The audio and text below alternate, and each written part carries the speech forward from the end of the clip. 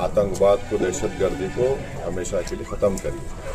तो जो सरकार तय करेगी हम उनके साथ हैं, और क्या करेगी, कब करेगी, उनको बताना है। जम्मू कश्मीर के पहलगाम में आतंकी हमले के बाद से ही सांसद ओवैसी अलग ही तेवर और नए सियासी कलेवर में नजर आ रहे हैं। पाकिस्तान और आतंकवाद के खिलाफ ओवैसी ने इन दिनों उसी तरह से आक्रामक रुख अपना रखा जैसे कि बीजेपी नेता अपनाते रहते हैं।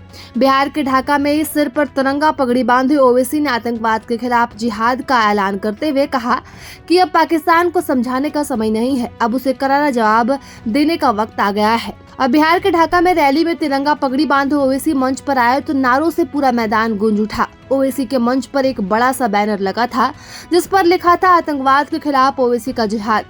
बताया कि पाकिस्तान हमले के बाद से ओवैसी पाकिस्तान को करारा जवाब दे रहे हैं और आतंकवाद को जड़ से मिटाने की बात कर रहे हैं। इस तरह से ओवैसी राष्ट्रवादी चेहरा बनकर उभरे हैं। लेकिन सवाल यही है कि मुस्लिम परस्त छवि से बाहर निकलकर हिंदू समुदाय के दिल में जगह बना पाने में सफल होंगे क्या?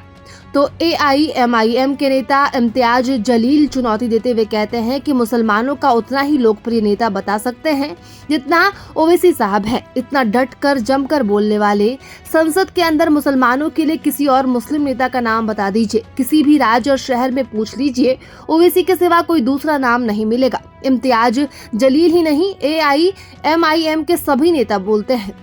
और AIMIM की बात सही भी है कि सड़क से संसद तक मुस्लिमों से जुड़े मुद्दे पर ओवैसी सबसे मुखर रहे हैं और यही उनकी सबसे बड़ी लोकप्रियता का कारण बनी है। देश में चाहे बाबरी मस्जिद पर फैसले का मुद्दा रहा हो, 3 तलाक का मुद्दा रहा हो या जो भी मुद्दा रहा हो, ओवैसी खुलकर बोलते नजर आए हैं और वह अक्सर दूसरे नेताओं की तुलना में बेहतर तर्क देते और अपनी बात को मजबूती से रखते हैं। और मुस्लिम के प्रतिनिधित्व का मुद्दा उठाकर तथाकथित सेकुलर कहलाने वाले दलों को निशाने पर लेते रहे हैं।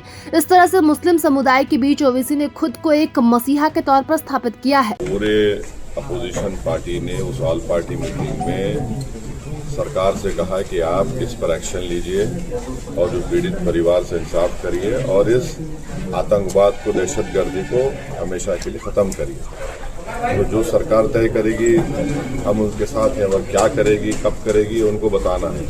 मगर सर्जिकल स्ट्राइक हुआ है पहले और बालाकोट भी हुआ है, तो अब देखिए सरकार के उसमें है। मगर ये बात सच है कि पाकिस्तान से आतंकवादी आकर बार बार हमारे देश में हमारे लोगों की हत्या करते हैं, चाहे वो 26/11 का वाक़या हो या पठानकोट एयरफोर्स का हो, उरी हो, पुलवामा हो। पिछले साल जुलाई में रईसी वैष्णो देवी के करीब 7 टूरिस्ट को मारा उन्होंने। तो ये अब ये केंद्र सरकार को प्रभातखबर.com, विश्वास वही, रफ्तार नहीं।